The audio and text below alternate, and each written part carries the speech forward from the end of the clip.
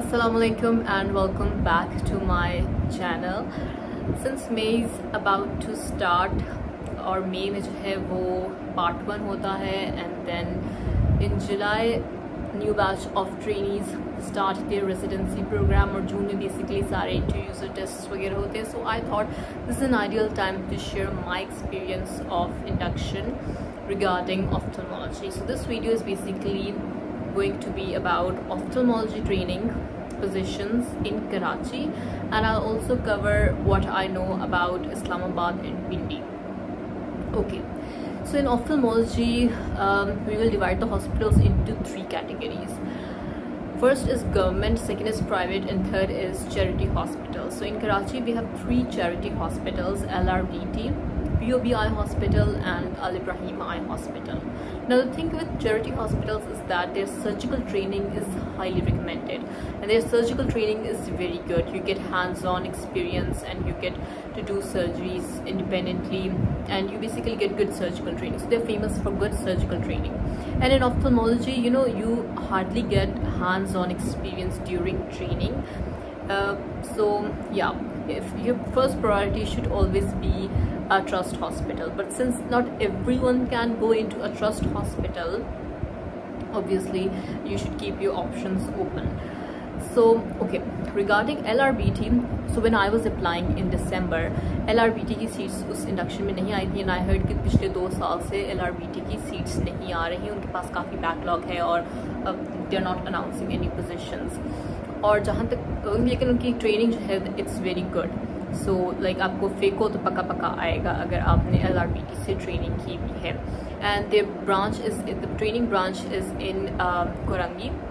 तो ये चीज़ें बहुत मैटर करती हैं जब आप रेजिडेंसी स्टार्ट करते हो कि आपकी घर से कितना फासला है. तो ये सारी चीज़ें आपको मद्देनज़र रखनी चाहिए. और पे की जहाँ तक बात है तो उनकी पे जो है it's around I think 65,000 rupees, which is obviously not a lot of money. Second is Al Ibrahim Eye Hospital जो कि मली डिस्ट्रिक्ट में है, गडाब टाउन में, और उनकी भी सर्जिकल ट्रेनिंग बहुत अच्छी है. It's highly recommended if you are an ophthalmology candidate. तो आपको अल इब्राहिम में भी ट्रेनिंग करने के लिए जो है ना सोचना चाहिए, मतलब मस्ट है वहाँ पे अप्लाई करना. ऑब्वियसली मिलना मुश्किल होता है, पोजीशंस जो हैं वो 3-4 होती हैं, हर इंडक्शन में जो है वो अनाउंस भी नहीं होती. और पे की जहाँ तक बात है तो उनकी पे जो है वो 70,000 है. इसके बाद थर्ड चैरिटी हॉस्पिटल जो है वो है POB I hospital. They have I think 3 branches, लेकिन उनकी जो ट्रेनिंग ब्रांच है वो सिर्फ जौहर वाली ब्रांच है. So ya POB I hospital is really good. I know someone who works there और she is very satisfied with her training. उनकी पे भी अच्छी है, इट्स अराउंड लाइक 1+ और बहुत अच्छी वहाँ की ट्रेनिंग है. तो ये 3 चैरिटी हॉस्पिटल्स को मैंने कवर कर लिया. तो चैरिटी हॉस्पिटल्स जो है वो आपकी नंबर 1 प्रायोरिटी होनी चाहिए for ophthalmology training. Okay, second category of hospitals is obviously government hospitals. Government hospitals civil है और JPMC है. When I was applying in December तो सिविल में ऑब्वियसली आपको सिंध का डोमिसाइल चाहिए होता है, जो कि मेरे पास नहीं था. Second option was JPMC. JPMC की जहाँ तक बात है तो NTS ने टेस्ट लिया था, but to be honest civil की भी ऑफ्थल्मोलॉजी ट्रेनिंग के बारे में मैंने रिव्यूज़ अच्छे नहीं सुने. I also know someone who works there. She is not happy at all. I mean a lot matters obviously. उन्होंने मुझे बताया कि वहाँ का माहौल नहीं अच्छा, वहाँ पे लोग तंग बहुत करते हैं. She told me something which was completely unbelievable for me कि वहाँ पे ट्रेनीज़ को जो है फर्स्ट ईयर ट्रेनीज़ को इवन के 2 पेशेंट्स पर PG जो है वो जिम्मेदारी होती है इंट्राऑक्यूलर लेंस खरीदने की. और इंट्राऑक्यूलर लेंस जो है वो काफ़ी एक्सपेंसिव होता है, लाइक 30,000 से 90,000 के दरमियान. और फिर मैक्सिमम तो अगर आप लें तो वो उसकी कोई लिमिट नहीं है. तो मिनिमम जो है वो 30,000 का एक इंट्राऑक्यूलर लेंस आता है जो कि फेको सर्जरी में यूज़ होता है. और यूजुअली जो है वो पेशेंट्स खुद बाय करते हैं, लेकिन वहाँ पे जो है जिम्मेदारी लगाई हुई है कि 2 PGs जो हैं वो लेकर आएंगे, 2 लेंसेज पर PG. सो इवन अगर आप मिनिमम भी लें तो वो 60,000 आपको महीने का पड़ेगा. जबकि जहाँ पे की बात है तो पे तो उनकी 1 लाख है, लेकिन आई डोंट थिंक सो दे पे यू इन फर्स्ट 3 मंथ्स या फिर फर्स्ट 3 मंथ्स की कंबाइन आती है. बट सिविल हॉस्पिटल की मशीनरी की जब मैं खुद भी इवन के अप्लाई कर रही थी तो मैंने यही सुना था कि उनकी मशीनरी ख़राब हो जाए तो वो लाइक नहीं ठीक होती और काफ़ी यानी प्रॉब्लम्स हैं वहाँ पे, माहौल भी अच्छा नहीं है। तो ये सारी चीज़ें मैटर तो करती हैं, बट लेकिन अगर ज़ाहिर है आपको कहीं नहीं मिलता और एक जगह से मिल जाता है तो ऑब्वियसली आपको कहीं ना कहीं से स्टार्ट करना है। फिर हमारे पास आता है JPMC के बारे में भी a lot of consultants who are working in good hospitals, they are trained by JPMC is comparatively better than a civil hospital. I don't know anyone who works there, लेकिन मैंने वहाँ के रिव्यूज़ जो है comparatively सिविल हॉस्पिटल से बेहतर सुने हैं। तो JPMC भी एक अच्छा ऑप्शन है, पे उनकी वही है जो सिविल में है। और ऑल्दो के वहाँ पे भी ये सुना है कि डिपार्टमेंट थोड़ा खाली हो गए, बट आई विजिटेड JPMC का ऑफ्थल्मोलॉजी डिपार्टमेंट, सो या इट वाज ओकेश।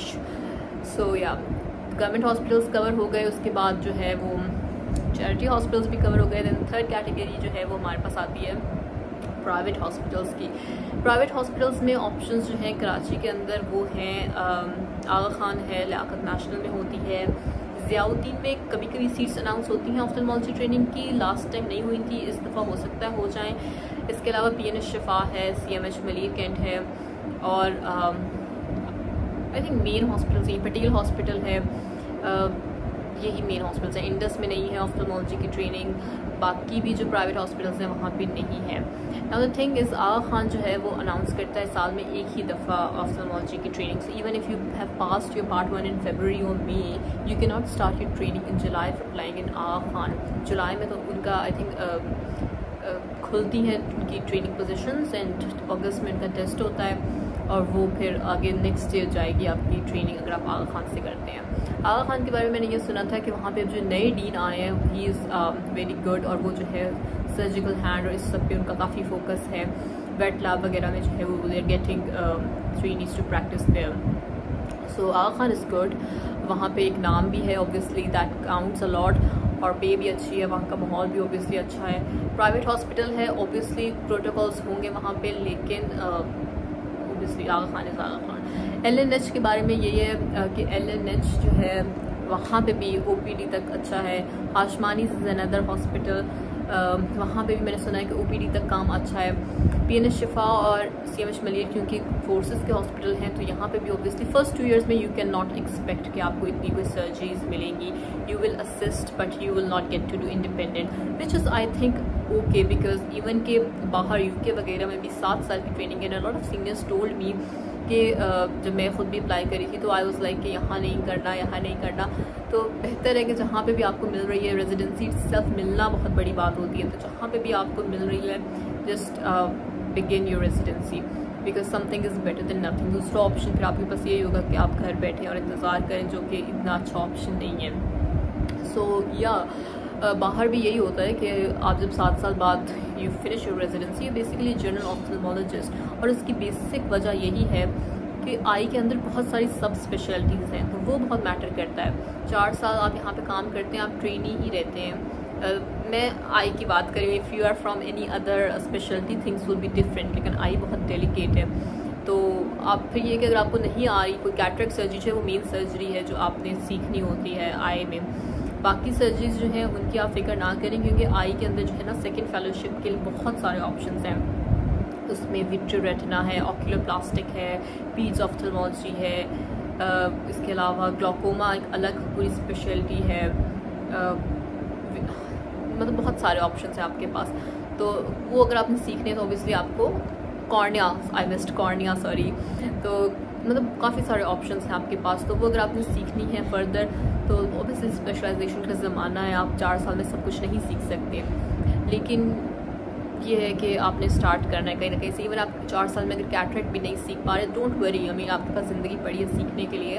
आप कहीं पे भी 6-7 महीने लगाएं किसी अच्छी जगह पे, किसी चैरिटी हॉस्पिटल में, किसी अच्छे कंसल्टेंट के साथ आप सीख जाएंगे। तो this is the advice I received from my self. I am a first year trainee, not an ideal person to give advice on what lies ahead like after 4 years, but this is the advice I received from fellow trainees, like my immediate seniors. I actually don't have immediate seniors, but people who are working in other hospitals who are now second year residents or consultants that I know.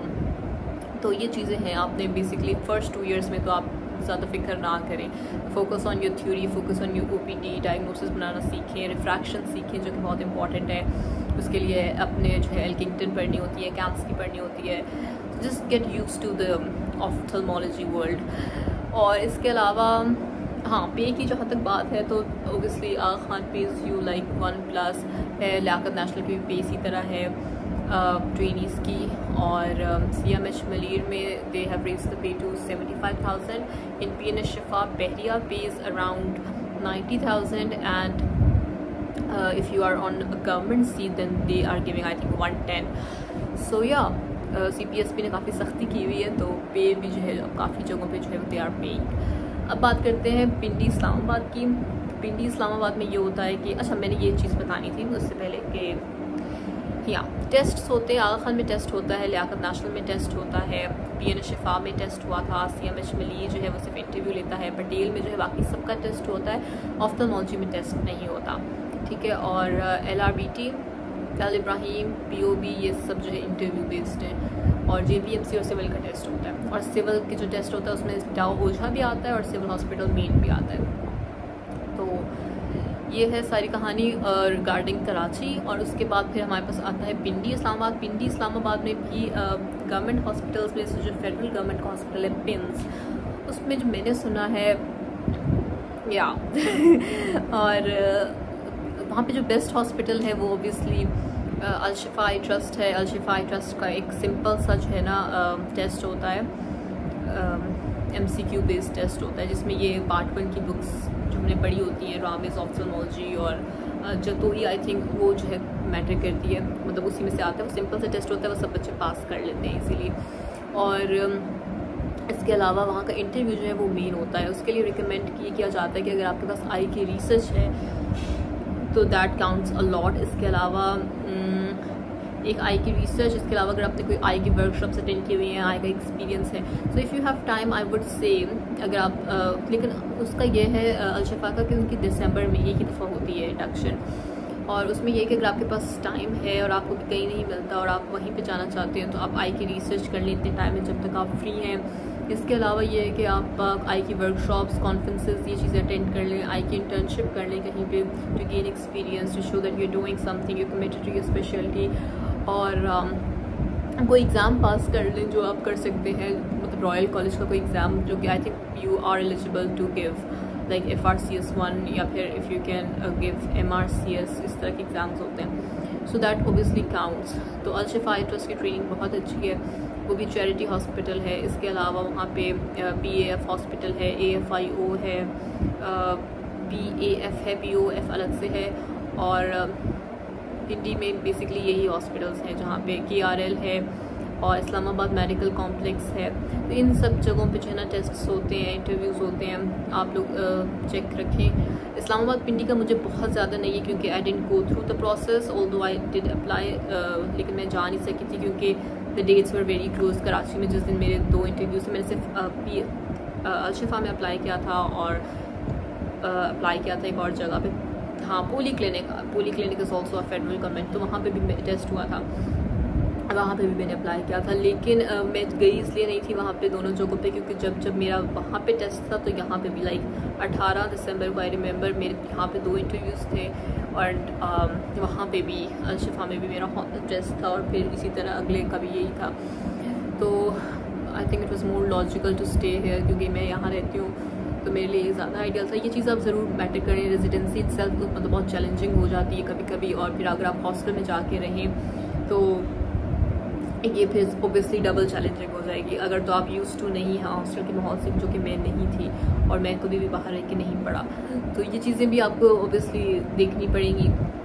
Every single thing counts. तो बेहतर है कि I mean हर किसी की अपनी approach होती है, but I am easy going person so I would choose that for my self. आपकी अपनी मर्ज़ी, आपको जो अच्छा लगे अपने लिए आप चूज़ कर सकते हैं. इसके अलावा what else can I mention here? हाँ, पता कैसे चलेगा कि कौन सी ट्रेनिंग की पोजीशंस आई हैं, कहाँ पे आई हैं. so there's a website called UpMed. UpMed पे जो है आप लिखें गूगल पे सिंपल UpMed जॉब्स या फिर UpMed एडमिशंस, तो उसको जो है ना कंटिन्यूसली आप देखते रहें, मतलब keep an I on that page. तो उस पर जो है ना सारे एड्स उस पर आ जाते हैं. और आई थिंक उनका जो कॉन्टेक्ट नंबर है व्हाट्सएप पे, उनको भी आप टेक्स्ट कर दें तो वो आपको अपने व्हाट्सएप स्टेटस पे भी जो है ना अब मेड के सारे एड्स शो हो जाएंगे, तो उसको आप चेक पे रखें, वो सारे एड्स वहीं पे पोस्ट होते हैं और कोई मिस ना हो, बिकॉज सारे एड्स एक साथ ही आते हैं। तो बस इंशाल्लाह अल्लाह ताला से दुआ करें अपने लिए और मेहनत करें, दुआ करें। इंशाल्लाह अल्लाह ताला जो है सबके लिए कोई ना कोई रास्ता बना देगा। डोंट थिंक कि रेजिडेंसी मिलना बहुत मुश्किल है, अपनी मर्ज़ी की जगह मिलना मुश्किल है, लेकिन it's not impossible. So ya, trust in Allah and pray for yourself as much as you can and work hard. बाकी ये है कि इफ़ माई एडवाइस हेल्प्स, दुआ में याद रखिएगा। अल्लाह हाफ़िज़।